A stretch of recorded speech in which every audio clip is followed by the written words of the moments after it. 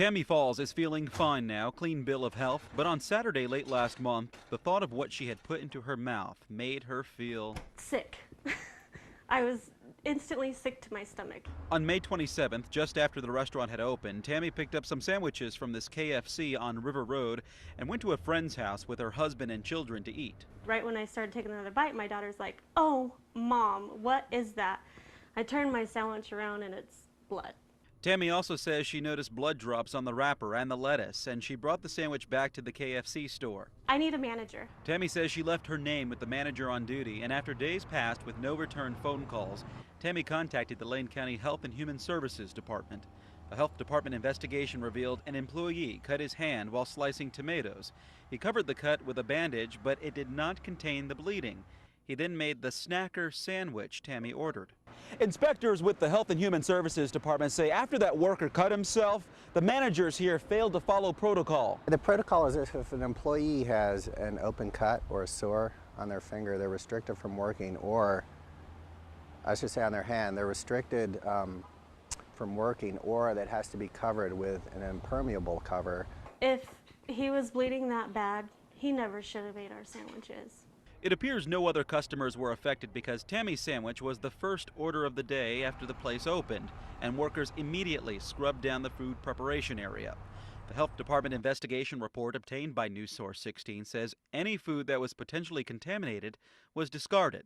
Health officials say there is no further health threat to customers. Meantime, Tammy and her daughter, who also ate a sandwich that morning, have gotten back blood work results. Everything's negative. In Santa Clara, Mark Mullins, KMTR News Source 16.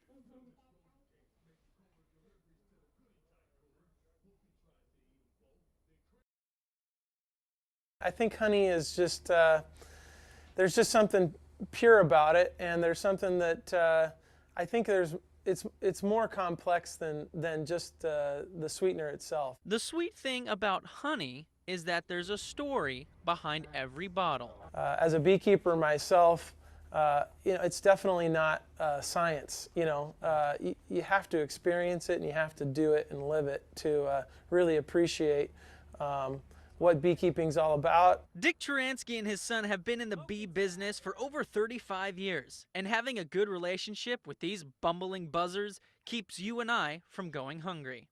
We forget that 1/3 of our food supplies depend upon bees for the increase in the production. 130 crops in the United States depend on bees for pollination. It takes 22,000 bees to fill a single jar of honey. Yeah, that sounds like a lot, but when the queen bee is popping out 200,000 babies within a single year, that task is filled quickly. It's time now for us to see these honeymakers hard at work. This is a jacket with a veil, so you can just. I'm gonna look like a spaceman. Yeah, you look like a spaceman or something like that, but you'll be well protected. You can just do my hands. Okay, just so put it's your full arms on. in that like a shirt. There you go. You look good. See, you're ready to go. Luke, I am your father. You guys ready? Let's do it. Okay, Dick, tell me what is this little? Well, this is a smoker. Okay. And causes the bees to not be as defensive. In other words, they're less likely to sting. And how many is in here right now? Are in here? Well, there's probably 15, 20,000 bees in here. You got it. And these are all basically worker bees, and then there might be a drone. And it would be really amazing if we found a queen this quickly. All of them together spend their whole life working and keeping their queen safe. Sounds like a pretty simple and important task. Well, there you go. Had the suit on, didn't really need it. Well, I'm glad I had it. Look. These things can just fly outside the box. I don't know why we're standing out here. Hey, Alan, can I keep this? You got it. It's yours. I'll make sure to take this at home. New beekeeper, George Steele. Woohoo!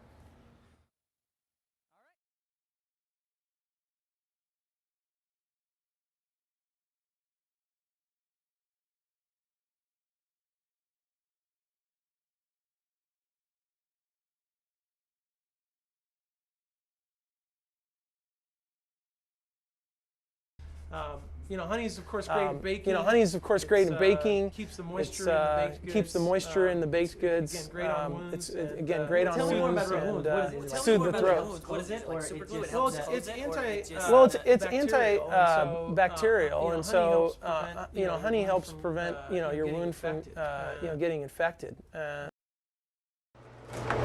What number is this going to? 38. I never ever thought I could change someone's life by food. But that's exactly what Travis Miller is doing these days. The first life he had to change was his own. Long before his health problems began, Travis opened this My Coffee shop in West Eugene. Then a couple of years ago, an obvious, hard-to-ignore sign that something was wrong. My tonsils being completely swollen to the fact that I couldn't breathe and having to call my mother and have her take me to the hospital because my throat was completely swollen shut. Doctors told him it was tonsillitis and advised his tonsils be cut out. And I just refused to take that answer. Finally, a fifth opinion and a blood test revealed that Travis had celiac disease, a lifelong genetically inherited disease in which the body doesn't process a gluten protein and deteriorates the intestines. Then I went 8 weeks without eating gluten to make sure that the blood test was correct. And what happened after that 8 weeks? Within the first week, my tonsils shrank half the size. Your body kind of attacks itself because it doesn't like the gliadin. Gliadin is a protein that's in gluten, and we don't digest it. Diane Connell should know. She's the head of the Eugene chapter of the Gluten Intolerance Group and has celiac herself. And like Travis, she must avoid wheat, barley, oats, and rye, and any products made with these grains. No medical cure for it. It doesn't take a pill to fix it. Just a drastic lifestyle change. A trip to the supermarket and a close reading of labels taught Travis something. I discovered that gluten was in everything. Not only that, I discovered that eating out was no longer a convenience. I discovered that the small things that you cherish, like a sandwich, whether it's made at home or whether it's from a fast food restaurant, that was not going to be there anymore for me. So it was a humongous eye-opener. After pining over research online and asking questions about what he could and could not eat, Travis discovered very few eateries geared to people like him. I couldn't eat out really anymore, and I just didn't think that was right. And so he added the Go Healthy Cafe to his My Coffee joint, built a new kitchen and prep tables, and learned what it takes to offer a gluten-free menu. You just take out all the grains that would contain gluten, as in your wheat, your barley, your rye, and you use substitutes as like rice. You can use potato flour. Not only ingredients, but also how the food is made is what counts, since cross-contamination, even if it's just a crumb, can trigger sickness in those with gluten diseases. All the food that is made gluten-free are prepared with special utensils that are color-coded with this green, and that counts in the customer dining area and back in the kitchen. Green is the gluten-free color at Go Healthy. This sandwich made on a specially designated green cutting board with a green knife. I had a lady one day that just blew my mind away. She came up and ordered a gluten-free sandwich and told me, thank you so much. And it was the first time she's had a gluten-free sandwich in 16 years. And so Travis Miller is changing lives with his restaurant. It's the first one in Eugene Springfield area certified by the Gluten Intolerance Group, a place where the guy who runs it is also a guy who needs it.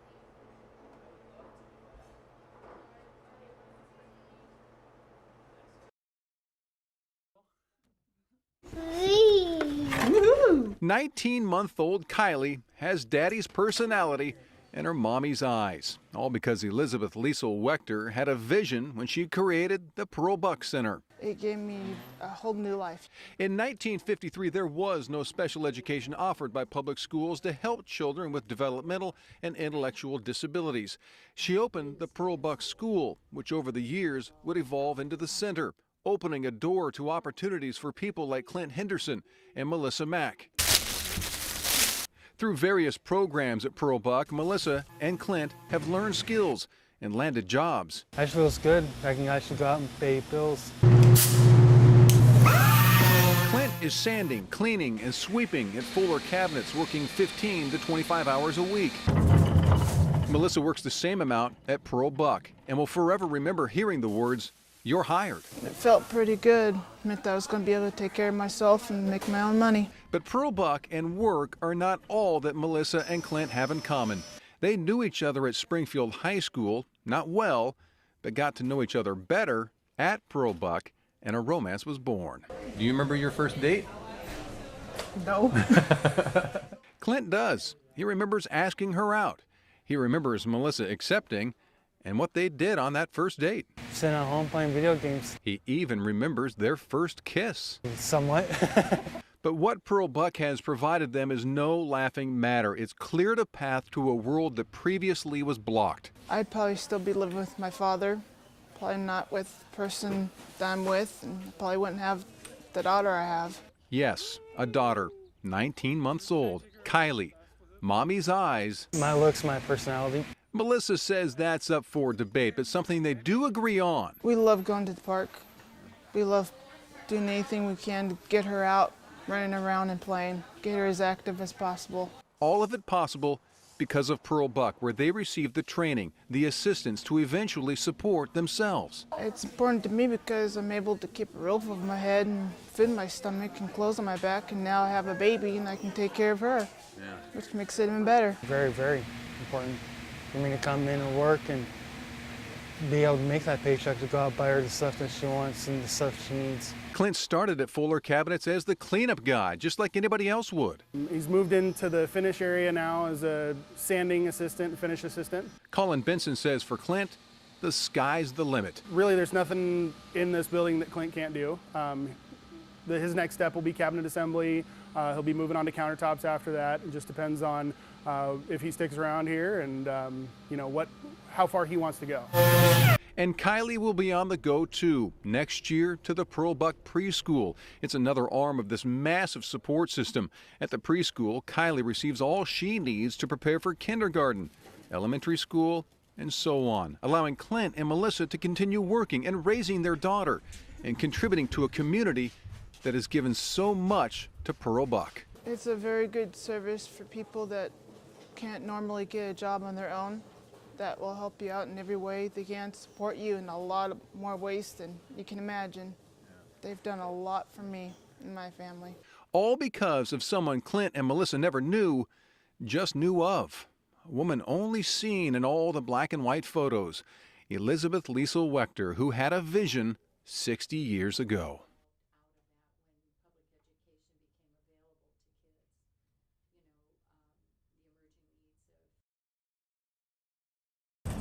Our first way to save, try spacing out your trips to the store. Challenge yourself to go to the supermarket every other week. That helps avoid impulse buying and could save you $150 a month.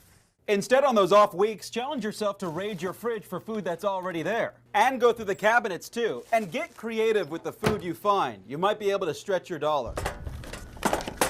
Use your local library. It's not just for checking out books, you can get DVDs too. Check in at the Eugene Public Library, and you can check out at least 10 DVDs at a time. You'll find plenty of new, current, and classic flicks, and you'll find them all for free if you live within the city limits. And what you're seeing on the shelves are what's available for anyone to just walk in today, browse, check it out. It's less than half of our collection because most of them are out being used by people right now.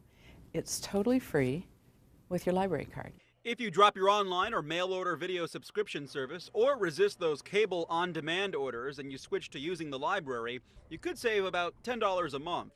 The Eugene Library even has a web page to help you calculate how much you could save each month. Save money by parting with what you've got. It's a deal as good as gold. If you're willing to part with your gold items, they could bring in a chunk of change. Right now, the price of gold is soaring. Since people are shifting back to assets that hold their value, the value of gold hit $1,800 an ounce this month. Conserve water and save a little money on your utility bill. Take shorter showers or switch to a low-flow shower head. You could cut your water costs in half. The Springfield Utility Board says it offers low-flow shower heads, or you can invest around $15 at a home improvement store. And rest assured, you won't lose water pressure. Got kids? Team up with other families to trade babysitting time.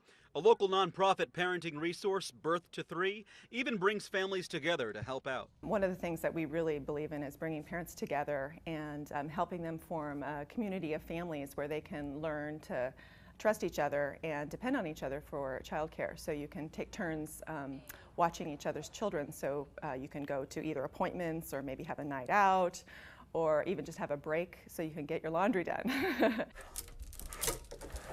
And if you need a fresh look for that night out, avoid spending buka bucks on a new outfit. Instead, Check your closet for what's already there and take it to the tailor. Take it in or hem it up for a fraction of the price of buying new clothes. A renewed look and extra money in your pocket. And since the winter's here, weather strip and insulate. It's easy to find the leaks. Get an incense stick that has you can burn it and it has a nice thin line of smoke, and go around to your windows and your doors and see if it's blowing. If that little stream is blowing, then you know that you've got a leak in your weather stripping or maybe some kind of a small crack. Then you can fix your weather stripping using an inexpensive foam sealant. Also, you can use foam gaskets to place behind your electrical outlet panels, places where cold air can seep into your place. Simple fixes that keep the heat in, the cold out, and your bill down. Mark Mullins, News Source 16.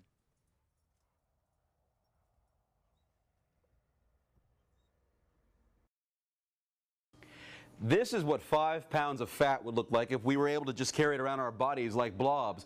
Imagine being able to drop 4 of these from your body in a year without starving yourself and without overexerting yourself.